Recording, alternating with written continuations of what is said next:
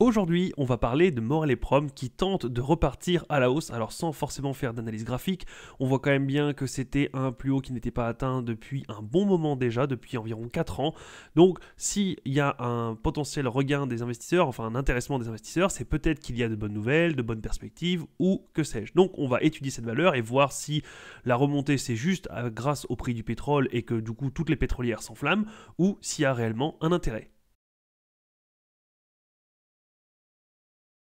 Alors si on regarde au niveau du chiffre d'affaires, le chiffre d'affaires est en constante augmentation avec des cycles bien évidemment puisque on le sait, le pétrole c'est cyclique donc les pétrolières le sont également, même si ce sont des grands cycles en général puisque souvent on a la découverte de la matière première, on l'utilise comme énergie, on développe cette énergie jusqu'à ce qu'on trouve mieux, plus puissant et plus condensé ou une alternative qui est plus green. Mais en attendant, c'est quand même un cycle, donc on a quand même des grands cycles avec des fois, s'il y a ou une récession ou derrière une nouvelle technologie d'énergie qui est utilisée, on a des chutes. Quoi qu'il en soit, on a quand même globalement une progression. C'est peut-être dû à aussi de la croissance externe, ce qui fait que Morel et Prom augmente son chiffre d'affaires année après année. Pour l'instant, c'est pas mal. Au niveau des revenus nets, les revenus nets, on est relativement, alors on est également cyclique. Ce qui est bien, c'est que on ne perd pas trop d'argent sur le très long terme, c'est-à-dire que il arrive des années où on est dans le négatif, ça arrive pour quasiment toutes les pétrolières, et sauf certaines qui sont très diversifiées, mais globalement on a quand même des années avec et des années sans. Mais on voit bien que quand on repart sur un cycle, on gagne quand même plus d'argent qu'avant, donc globalement on est quand même pas mal du tout. Si on regarde maintenant au niveau de la marge nette, on voit qu'on était à 25%, qu'on descend à certaines années dans le négatif, tout simplement parce que le pétrole est tellement bas que forcément on est en perte. On remonte à 40% dans les meilleures années et on continue de descendre jusqu'à ce qu'on remonte aux alentours de 30%. Donc attention, qu'on aime ou qu'on n'aime pas dans tous les cas Morel et Prom, il faut savoir que toute pétrolière est cyclique et que forcément, même si la société est diversifiée dans d'autres énergies, on a au niveau du pétrole, les énergies fossiles, on a quand même des cycles et donc il faut s'attendre à ce que les années ce soit pas génial. Donc une fois qu'on le sait, on peut être mieux préparé, ce n'est pas une longue histoire tranquille. Au niveau du nombre d'actions ici, on voit ici un énorme pic, une énorme dilution. Alors ici on voyait bien qu'on était à 116, 119, 116, 114, donc on a eu une petite hausse, un petit rachat, donc rien d'exceptionnel. On peut aller creuser dans le dossier, voir s'il y avait quelque chose, mais globalement c'est pas une énorme dilution et ça a été rattrapé en une année ou deux, donc c'est peut-être une mauvaise gestion, un remboursement de dette par anticipation, peu importe. Ici, énorme pic, ce qu'il faut aller voir c'est est-ce que c'était pour faire une acquisition externe, est-ce que c'était pour un projet bien particulier, voir un nouveau puits de pétrole, ou est-ce que c'était pour une mauvaise gestion d'une mauvaise dette et que du coup il a fallu diluer l'actionnaire pour gagner de l'argent, récupérer de l'argent et rembourser la dette en anticipé, voire même juste rembourser la dette qui était due. Donc ici, alors 2015 il me semble que c'était parce que c'était une fusion avec une autre pétrolière, mais à vérifier dans les rapports annuels, voir si jamais c'est justifié. Si jamais c'est pour de la croissance externe, donc de l'acquisition, voire même une fusion, ou si c'est pour avoir un nouveau puits de forage, ça peut être expliqué, encore faut-il qu'il y ait un rendement derrière, puisqu'il ne faut pas juste diluer et puis avoir un rendement d'1 ou 2% derrière, ça ne vaut pas le coup quand on voit une sacrée dilution comme ça, mais ça reste quand même du coup une bonne nouvelle, si tant est que le rendement soit là, mais globalement une dilution pour de la croissance, une fusion ou un nouveau puits, normalement le management a bien fait son travail et donc valide le scénario de diluer, comme quoi au long terme, c'est quand même plutôt bénéfique. On a encore de la légère dilution ici, et ici on stagne depuis quelques années, donc à voir si jamais il y a une légère dilution, si c'est pas juste pour des bonus pour l'équipe managériale, mais globalement on arrive à se stabiliser ici, donc à voir ici pourquoi, et sinon c'est plutôt vert. Si on passe au screener 2, le rocher est pas mal du tout dans les bonnes années, on est à 18, 30%, 30% ici, alors on le sait, quand le prix du pétrole explose, forcément c'est là que les pétrolières font un maximum de marge, mais attention, on voit aussi que les autres années, 5, 8, c'est surtout ces années-là qui sont problématiques, il ne faut pas qu'on reste trop longtemps en dessous de 2%, sinon on peut avoir des problèmes, alors qu'au-delà de 5-8%, au moins on arrive à stabiliser la société. On voit bien que pendant plusieurs années, la société est dans le négatif, et on voit ici que c'est le cas aussi. Donc à voir si les bonnes années arrivent à compenser les mauvaises, et il faut se faire une idée pour savoir si ça vaut le coup et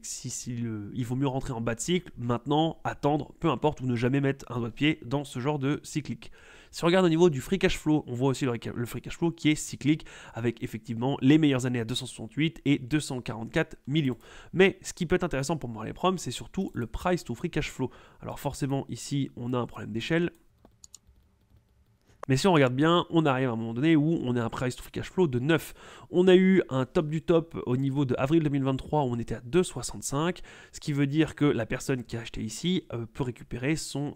argent en 2 années et quelques, allez, un peu moins de 3 années, si évidemment les bénéfices continuent, enfin si le free cash flow continue à être comme il est prévu, mais globalement, on peut récupérer son investissement en moins de 3 ans, ce qui est exceptionnel. Attention, encore une fois, c'est cyclique, donc c'était avec les chiffres ici, les ratios, les bénéfices et le free cash flow de cette année-là. Si jamais l'année prochaine, les free cash flow sont divisés par 2, par 3 ou par 4, voire même on perd de l'argent, évidemment, le compteur ne veut plus rien dire. Mais globalement, si on arrive à se maintenir ne serait-ce que 3 années, l'investisseur a récupéré son argent. Ce qui peut être intéressant, c'est le price to free cash flow de 9, ce qui veut dire que vous récupérez votre argent en seulement 9 exercices fiscaux. Si vous pensez que le pétrole va rester relativement haut, ça ne veut pas dire comme il a été à son pic à 120 ou 130 $, mais tout simplement à au-dessus de 100 ou même au-dessus de 80, là où la majorité des pétrolières font quand même pas mal d'argent. Si vous estimez que le pétrole va rester aux alentours de 70-80, voire au-dessus, alors oui, un price to free cash flow de 9 peut être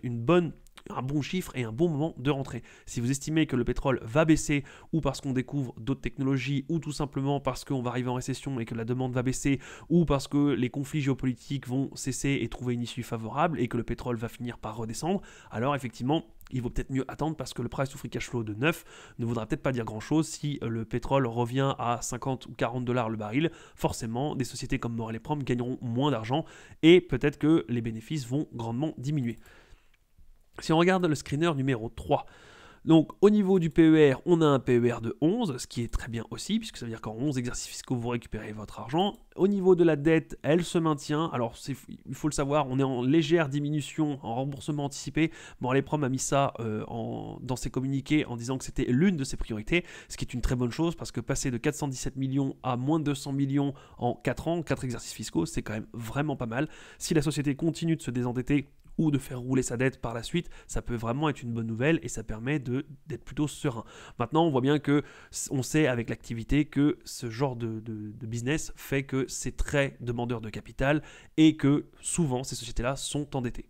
Si on regarde au niveau des capitaux propres, les capitaux propres sont en oscillation également, à voir si on fait de l'acquisition ou de la revente de puits de forage, de pétrole, à voir comment ça se gère, à voir si Morel & Prom arrive à bien gérer ces dossiers-là et est plutôt agile. Ça, il n'y a que les rapports financiers qui pourront vous le dire, et les présentations et les conf calls, puisque ici, on voit bien que si on regarde juste bêtement, brutement, on voit qu'on a des capitaux propres qui descendent, qui remontent et qui descendent. Donc, et qui finissent par remonter. Donc on n'y comprend rien si on n'est pas dans le domaine, si on n'a pas l'habitude d'analyser des pétrolières, et si on ne creuse pas dans les rapports annuels, on ne comprend pas non plus pourquoi les capitaux propres montent, descendent, remontent et descendent et finissent par remonter ici. Donc il faut toujours faire la même chose, aller creuser les rapports financiers, aller écouter les conférences calls pour savoir le pourquoi du comment, mais il y a une explication à tout ça. Et si on regarde au niveau de la capitalisation boursière, on voit qu'on est relativement cyclique, on a des pics en 2018, on redescend très fortement en 2020, ce qui est logique, tout était fermé, et on remonte très fortement quand le pétrole est à son plus haut. Si maintenant on va regarder les anticipations, alors on retiendra que le prix est autour de 6 et quelques, 6 € et quelques. Si on regarde au niveau des finances, des bénéfices et pour les années à venir. Donc on est ici. Si on regarde pour l'année prochaine, on pourrait avoir du 1,96 et 1,77 en 2025. Si on prend ne serait-ce que 2024, tout simplement parce que 1, il est plus haut comme chiffre et surtout, il est plus proche. Ce qui veut dire qu'en théorie, il est plus certain. Forcément, quand vous faites des anticipations de bénéfices dans 10 ans, c'est beaucoup plus difficile de connaître la trajectoire et tous les problèmes qui pourraient être associés à une société pendant 10 ans, alors que si c'est l'année prochaine, dans les 6-8 prochains mois, on est quand même relativement plus certain. Même si, encore une fois, ça ne veut rien dire, puisque si le prix du baril s'effondre, forcément, cette estimation part en fumée. Mais globalement, en estimant qu'il y a pas mal de gens qui regardent les estimations, qui font des estimations sur le pétrole, le cours du pétrole, même si ça ne veut pas dire qu'ils sont certains, tout le monde peut toujours se planter, mais quand il y a beaucoup de monde qui regarde la même chose, en général, les estimations sont plutôt pas mal. Si on table sur 1,96 et on se dira tout à l'heure qu'on arrive à 1 aussi, 1 €, histoire de diviser par 2. 1,96 contre un cours aux alentours de 6 €, ça fait un rendement de plus de 30%. On est à un tiers, ça fait 33, on est à 31-32%, ce qui est vraiment pas mal. Ce qui veut dire que si Morel & Prom ne gagne que 1 € l'année prochaine, on aurait un rendement de 32 divisé par 2, donc 16%. 16% de rendement sur une société, c'est pas mal du tout. Et encore une fois, là, c'était pessimiste, c'était si jamais les anticipations étaient vraiment très surestimés et qu'on gagnait que 1 euro. Si les estimations s'avèrent être bonnes, on aurait 1,96 par action, ce qui veut dire quand même qu'on aurait 32% de rendement. Encore une fois, ce n'est pas magique, ces rendements sont uniquement élevés parce que les gens ont peur des cycliques et c'est toujours pareil, il y a toujours un couple risque-rendement. Forcément, si c'est une cyclique et que tout dépend du baril de pétrole, forcément, les sociétés comme ça sont moins valorisées puisqu'il y a une prime de risque et forcément, on n'achète pas des sociétés avec un PER de 20, 30, 40, 50 comme certaines sociétés de croissance. Là, on sait très bien que les 2 prochaines années peuvent être très mauvaises comme très fructueuses, mais comme il y a de l'incertitude, forcément, les PER ou les price to free cash flow sont nettement plus bas. Il n'empêche qu'avec 32% de rendement, ça mérite quand même un coup d'œil au dossier, ce qui ne veut pas dire qu'il faut acheter les yeux fermés, vendre un rein et mettre tapis dessus, ça veut juste dire que ça mérite réflexion et ça mérite un petit regard. En jetant un coup d'œil très rapide à la présentation pour l'Assemblée Générale en mai 2023, on a les différents points clés. Donc, robuste performance opérationnelle et profitabilité accrue dans un environnement de prix de brut soutenu. Forcément, avec un prix du baril soutenu, on fait une profitabilité accrue, ça c'est un secret pour personne. Forte génération de cash flow grâce à un maintien de la discipline de coût, ce qui est très bien, ce qui veut dire que même quand on a un prix du baril haut, on continue à avoir une discipline de coût, ce qui fait qu'on génère un gros cash flow, ce qui est une très bonne chose. Désendettement continu et situation financière très solide, c'est une très bonne chose. Si le management continue de désendetter et veut avoir une situation financière solide, c'est très bien, ça permet de mieux dormir la nuit. Une finalisation de l'acquisition de Wentworth Resources attendue entre le T2 et le T3 2023. Très bonne chose aussi. Évidemment, si l'acquisition de Wentworth est une bonne chose pour la société, mais en général, ça l'est. On ne fait pas des acquisitions pour perdre de l'argent. Mais globalement, une nouvelle acquisition veut dire qu'on pourrait avoir des nouveaux cash flows qui rentrent, un nouveau rendement, un chiffre d'affaires en augmentation, bref, que du positif normalement. Et redistribution immédiate de la valeur créée aux actionnaires, dividende de 14 centimes par action et dividende de 23 centimes par action proposé pour le vote de l'exercice 2022. On a ici le résumé des chiffres. Si vous voulez aller creuser, aller plus loin, je vous invite à aller voir la présentation et le rapport annuel, mais globalement, c'est quand même des bonnes choses. Et en jetant un rapide coup d'œil au dernier communiqué de presse qu'il y a eu pour le redémarrage au Venezuela, accord pour le redéveloppement du champ d'Urdaneta Oest, donc au Venezuela, on a ici la feuille de route qui est prévue et on voit ici globalement, alors c'est très succinct, mais on voit bien que 2022, 16 281, 14 000, on monte aux alentours de 25 000, alors c'est une projection évidemment, mais pour 2024, 25 000, et le moyen terme et long terme, bien plus haut, ce qui pourrait donner un coup de fouet, un coup de jeune, même si le prix du baril descend, on vient de réouvrir donc du chiffre d'affaires en plus, donc normalement si c'est bien fait, des bénéfices et du free cash flow en plus. Donc en résumé, on a une société qui est cyclique, qui comporte du coup des risques, ce qui est directement lié au baril de pétrole, au prix du baril de pétrole,